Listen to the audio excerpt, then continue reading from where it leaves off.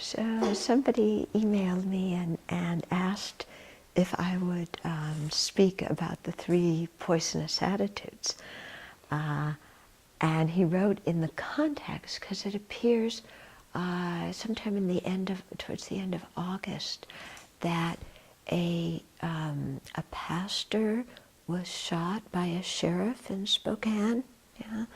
So he wrote about that because the pastor has a nursery next to where he lived, and the sheriff's deputy was in the parking lot to do a survey, and I guess the pastor came out thinking that he was going to rob the store, and they had an argument, and the guy wouldn't disarm, and the sheriff wound up shooting him, which is really quite sad and very unfortunate. And these kinds of things wouldn't happen if we had stricter gun laws.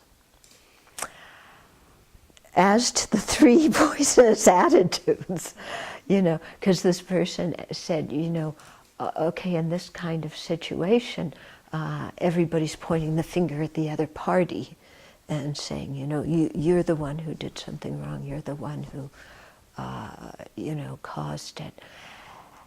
So, I'm not a judge, I'm not going to get involved in that kind of thing. But just to say that you can see the effect of the 3 poisonous attitudes in such a situation. So one of the poisonous attitudes, of course, is ignorance. And in the 3 poisonous attitudes, ignorance doesn't mean grasping at true existence, which is what it usually means. Here it means misunderstanding karma, not knowing what is virtuous, what is non-virtuous. Okay, so in that kind of context, you could see that probably both people were involved in feeling that their own position was quite right and not being real clear on what's virtuous and what's non-virtuous. The second of the 3 poisonous attitudes is attachment. And so, there could be attachment to greed or possessions or reputation. So that certainly could have been at play here, being attached to the possessions in the nursery, being attached to one's role as a sheriff, being attached to, who knows what, everybody's attached to their reputation, and I want to, I should be right, everybody should listen to me. And then, of course, anger, and I think probably anger was the most pronounced of the 3 poisonous attitudes that was in play in this kind of situation, where probably one person gets mad at the other, mistaking him, thinking he's a thief when he's a deputy, and then the deputy gets angry, the person who got angry with him, and everybody's trying to be the one with the most power.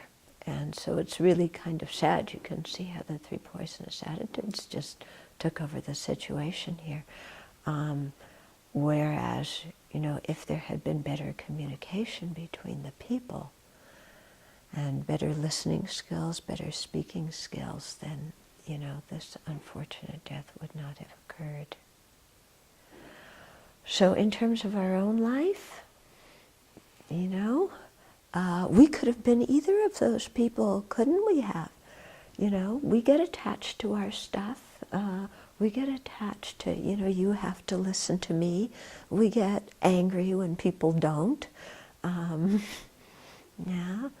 So, and our mind also very often isn't so clear on, what actually is a virtuous way of acting in this situation, and taking the time to think, well, how can I communicate here? How can I express myself? How can I listen well? So, this, of course, is an extreme situation, but it's a reminder to us to really take care of our own minds so that we don't wind up on either side of that kind of sad occasion. So I think good to make prayers for both people in this situation, you know, both of them. And instead, cultivate generosity as the opposite of attachment. Patience and fortitude is the opposite of anger, and wisdom is the opposite of ignorance. The end.